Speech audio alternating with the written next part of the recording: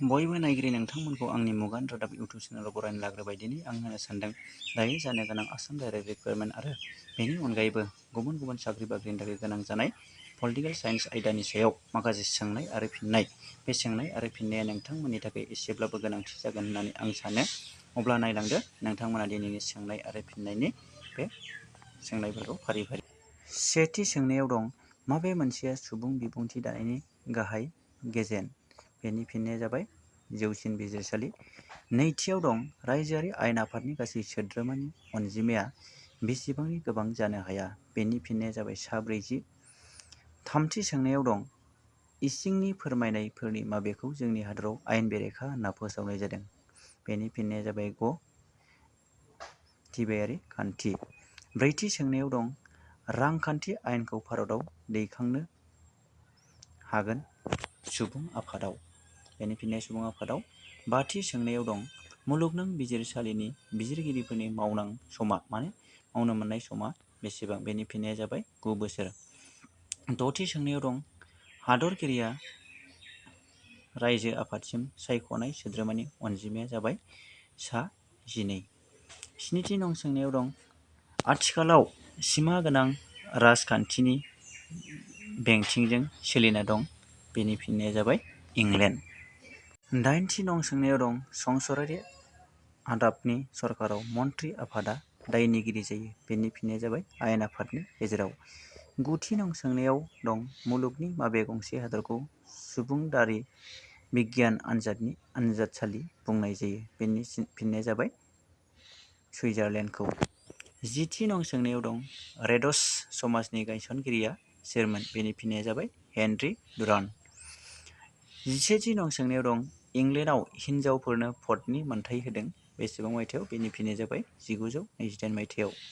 जिनैथि नं सोंनायाव दं, माबे गंसे हादरा सार्कआव थिसननाय जायाखै? बेनि फिननाया जाबाय जापान।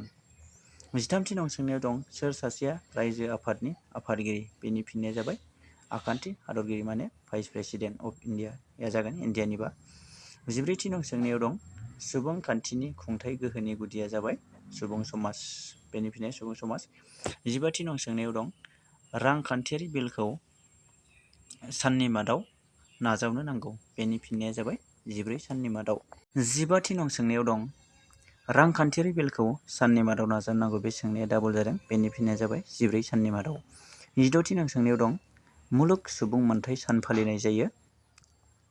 बेनि फिननाया जाबाय 10 दिसेम्बर। जिस्निथि नं सोंनायाव दं, भारतनि जौसिन बिजिरसालिनि बिजिरगिरिया बोसोर बैसोआव आजिरा लायो? बेसेबां बोसोर बैसोआव आजिरा लायो? बेनि फिननाया जाबाय 65 बोसोर। जिदाइनथि नं सोंनायाव दं, रैखाथि आफादनि गासै सोद्रोमानि अनजिमाया बेसेबां? बेनि फिननाया जागोन सा 6। जिगुथि नं सोंनायाव दं, चार्टनि गाहाय मावखुलिया बबेयाव दं? बेनि फिननाया जागोन नेपालाव।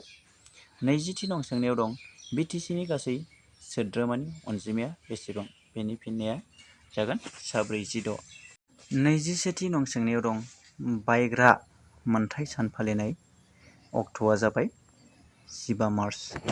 नैजिनैथि नं सोंनायाव दं, माबे मोनसेया रांखान्थियारि मोनथायाव थिसनजानाय नङा? बेनि फिननाया जाबाय जिल्ला बेंगिरि दानबान्थानि मोननाय। नैजिथामथि नं सोंनायाव दं, भारतारि संबिजिराव थि फोसावनाय बायदियै गुदि मावफुंनायफोरखौ सरजाबनाय जादोंमोन? 42। नैजिब्रैथि नं सोंनायाव दं, प्रिन्स अफ वेल्स सोदोबा माबे मोनसे आयदाजों गोरोबनाय? बेनि फिननाया जाबाय गंसे जाहाजनि लोगोसे। नैजिबाथि नं सोंनायाव दं, सोर सासे दार्शनिकआ सुबुंधाराखौ साबसिन सरकार होननानै गनायाखैमोन? बेनि फिननाया जाबाय एरिस्टल। नैजिद'थि नं सोंनायाव दं, गिबि ग्रीक जारिमिनारिमोन? गिबि ग्रीक जारिमिनारिमोन? बेनो जाबाय हेर'ड'टास। नैजिस्निथि नं सोंनायाव दं, नोगोर आफाद दानोब्ला सा बेसेबां अनजिमा नांगौ? बेनि फिननाया जाबाय 10,000नि गोबां। नैजिदाइनथि नं सोंनायाव दं, माबे गंसे हादरा मस्क' फोसावनाय बिलाइ साइन खालामाखैमोन? मस्क'आ फोसावनाय बिलाइयाव साइन खालामाखैमोन? बेनि फिननाया जाबाय आमेरिका। नैजिदाइनथि नं सोंनायाव दं, माबे गंसे हादरा मस्क' फोसावनाय बिलाइयाव साइन खालामाखैमोन? बेनि फिननाया आमेरिका। नैजिगुथि नं सोंनायाव दं, हारिमा आफादनि गाहाय मावखुलिमोन। माबेया हारिमा आफादनि गाहाय मावखुलिमोन? बेनि फिननाया जागोन जेनेभा। 30थि नं सोंनायाव दं सुबुंखान्थिनि हेंथा नङा। माने बबेयो सुबुंखान्थिनि हेंथा नङा? अनजिमानि सायाव भरसा। 31थि नं सोंनायाव दं सुबुं बिबुंथिया जाबाय गासै गाहाय हास्थायनाय मद। गासैनि गाहाय माने हास्थायनाय मद जागोन। 32थि नं सोंनायाव दं माबे मोनसे दालाइजों हायुं खौसेथिनि थोंगोथों सोमोन्दो गैया? बेनि फिननाया जाबाय हादरारि सम्पद। 33थि नं सोंनायाव दं माबे मोनसेया जौसिन बिजिरसालिनि लिरथि नङा? बेनि फिननाया जाबाय मोनाडाम्स। 34थि नं सोंनायाव दं सुबुं आफाद आरो रायजो आफादनि जुथाइ आफादाव आफादगिरि जायो हादरगिरि। 35थि नं सोंनायाव दं सुबुं आफादनि बिबुंथिगिरि सायख'यो। माने सुबुं आफादनि सोद्रोमाफोरा। 36थि नं सोंनायाव दं हादरा जाबाय बां गोबां अनजिमानि सुबुंनि मोनसे खौसेथि। बे बुंथिया जादों गार्नारनि। माने गार्नारा बे बिबुंथिखौ होदोंमोन। 37थि नं सोंनायाव दं सरकारफोरखौ सुबुंधारा आरो एखुथियारि बे मोननै बाहागोआव राननाय सुबुङा जादों लिकक। माने लिककबो होनो। 38थि नं सोंनायाव दं जोंनि भारतआव कमिउनिस्ट दोलो दानाय जायो। बेनि फिननाया जाबाय 1923 मायथाइयाव। 39थि नं सोंनायाव दं मिरुआरि हाबाफारियाव मोन आयदा थिसननाय जादोंमोन? बेनि फिननाया जागोन मोन 97 आयदा थिसननाय जादोंमोन। 40थि नं सोंनायाव दं बिधान सभानि सोद्रोमा जानोब्ला बिनि दुइसिन बैसोआ जानांगोन 25 बोसोर। 41थि नं सोंनायाव दं माबे गंसे रायजोआव 2 सदनारि आयेन आफाद गैया? बेनि फिननाया जाबाय सोनाब बंग'। 42थि नं सोंनायाव दं माबे मोनसेया राजखान्थि दोलोनि खामानि नङा? बेनि फिननाया जाबाय सरकार दाया। 43थि नं सोंनायाव दं मुलुग गाहाम देहा फसंथाननि मावखुलिया दं जेनेभायाव। 44थि नं सोंनायाव दं मेकियाभेलिया मा हादरनि दार्शनिकमोन?